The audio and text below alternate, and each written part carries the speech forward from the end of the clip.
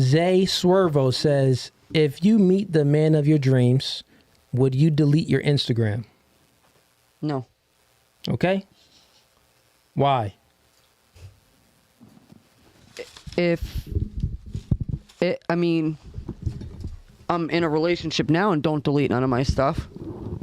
So it's like maybe. Well, wait. If they're not going to support what I'm doing, then they're not meant for me. I feel like maybe that could be the cause of some problems. Do you think? That's why you off and on. You know what? I can relate to this one. Yeah.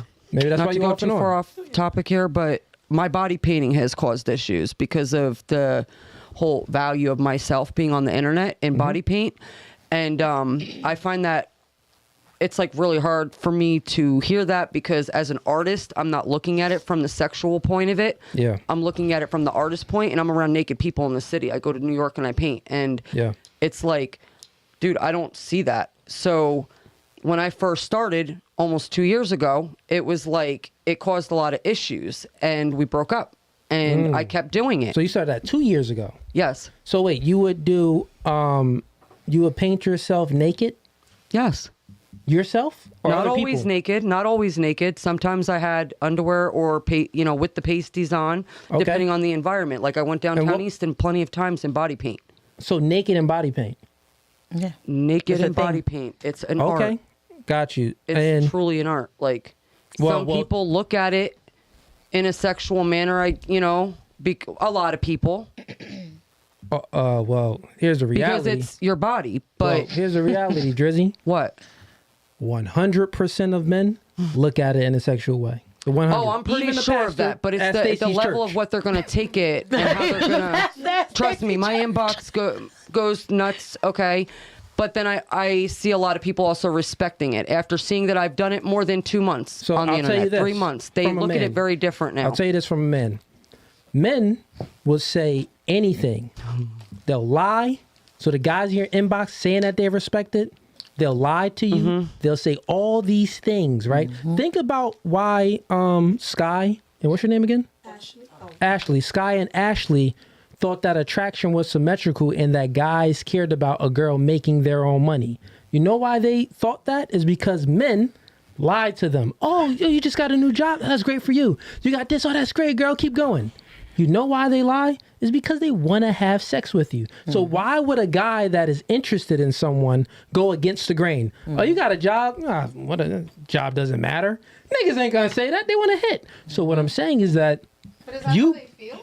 Yeah, that's really how we feel. So I just cannot saying whatever you control wanna hear, how girl. a guy feels, right? Like I cannot control how I'm already prepared for probably what has come along with the body paint. Yeah. But at the end of the day, if I'm doing it for my own reasons and it's not to disrespect my relationship, I would expect my partner to support my dream. Yeah. So with where I'm trying to go with it.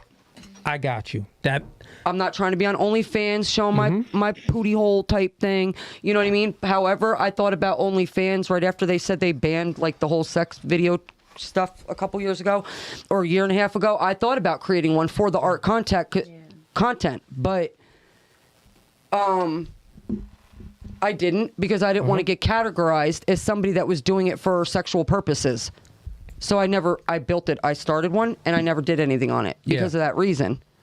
So I'll say this to you, Drizzy, right?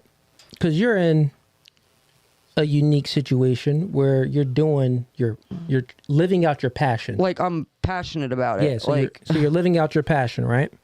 So I had to learn this. My passion, I'm speak by myself, my passion was playing ball. I'm 6'4". I was trying to make it to the NBA. I was going hard, balling. But then I tore my ACL. It's a little harder to make my passion become a reality when I tear it, like literally my junior year. And scholarship's supposed to be coming in. Now it's like it's getting dry. So, all right. So then I had to think differently. That's one time, right? But I was always doing music for years. I was doing music since I was 12 years old. I made beats. Always made beats. And I used to rap and sing as well. And I still do it now. And it was my passion. I could literally just do music because I love to do it. And it was great, right? But guess what?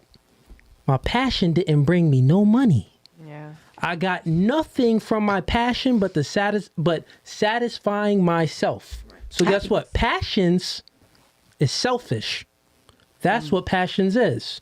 That is the reality, because it's your passion, is what you want to do, is what gravitated to you, is what you set your mind to and what you gravitated towards. And it's like the law of attraction with it. You thought about it so much and now you're just attracted to it, and you're in this niche and you're doing it and you like it and you're having fun. It doesn't even feel like work. And it's like, wow, it's my passion, right?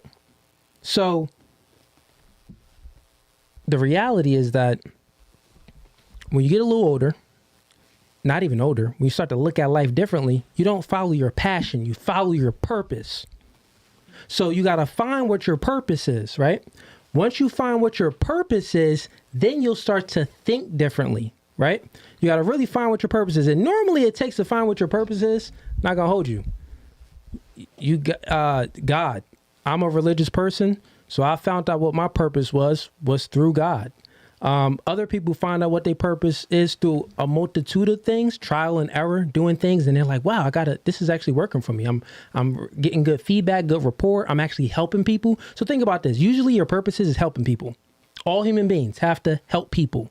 In some sort of way, you have to provide a service to another human being to help that individual, whether if it's music and it's helping them get through a hard time, whether if it's therapy, whether if you're a nurse and you're helping someone physically, whether if you're a waiter and you got the best service, you in there doing it right. You got to find your purpose, right? So in your scenario with the guy that you have, the reality of it is that a man cannot objectify you unless you objectify yourself, right?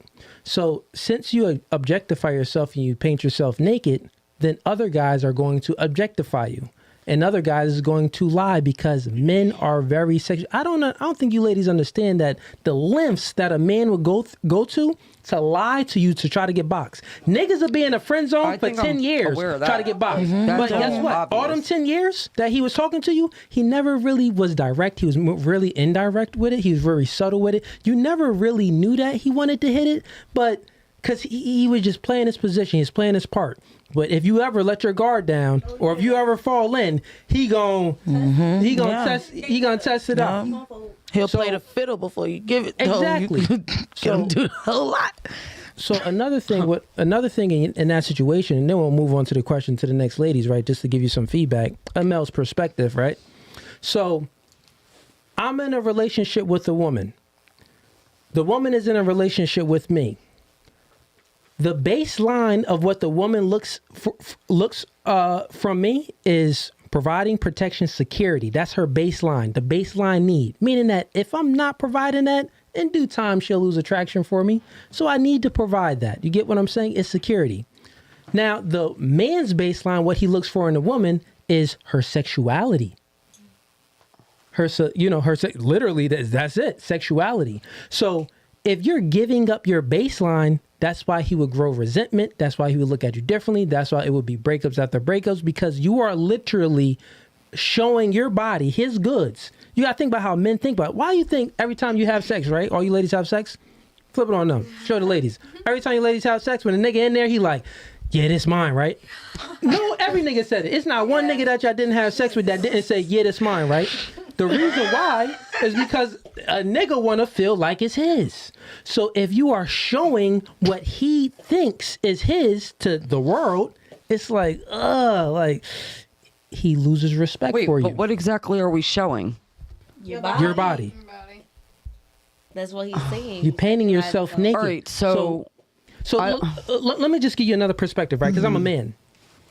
Men are so visual creatures, right? To the little curves on y'all, right? The little curves in the cheeks, the little curves, the way the hips curve, the way the thighs go up to the butt and everything. We're visual creatures. That's why the pornography industry will never go out of business. It's all backed by men. OnlyFans is backed off by men because men like to view women. It's just the smallest little things. Guys have feet fetishes. Guys have all these weird fetishes because we're visual creatures, right? So since we're visual creatures, when we finally have a woman that's ours, guess what? We don't want no other nigga seeing what's mine. yeah, you dress okay, dress nice.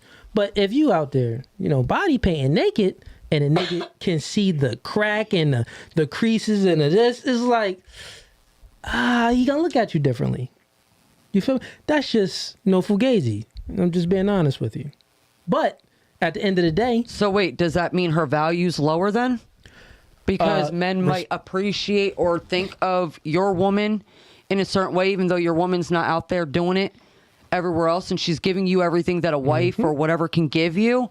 But because her passion is art and she takes her body to use in that art form, because that's not the only thing I do, but that's something that I've started making money in, and I've started traveling and meeting networks through my art because of other people that do this. So I'll say this to you, right? And I'll let you go too. So when what you just said is cool, but every human being reads a book by its cover, right? So even though, let me ask you this question. I'm dressing up in a big old baggy t-shirt with some baggy jeans like it's 2005 and you meet me and it's a dirty t-shirt, dirty white tee, 10X. And I'm like, what's good, shawty? I'm like, what it do, shawty? And what would you think about that? Judging. You'd be judging me based off of my presentation, right? Yeah. So what I'm saying is that in your scenario, what you just used, you may not be doing what you're doing. You may not be doing what people think you're doing, but you look like what people think you're doing. So if you're wearing a hoe's uniform, well, people gonna think you a hoe. If I'm wearing say if I was wearing scrubs, all you ladies be like, well, I know he's a nurse. Right? If I got a firefighter, if you see me walking on the street, but I got my firefighter gear on, oh yeah, he just put out a fire maybe. Army suit. You that's in a body paint, naked. She for the streets. That's how men view it. That you may not be for the streets. You may be truly for your man. Loving your man, caring for your man, holding him down. But we just view things off of face value is what I'm saying. If that makes sense to you. Kinda. All right, cool. Yeah.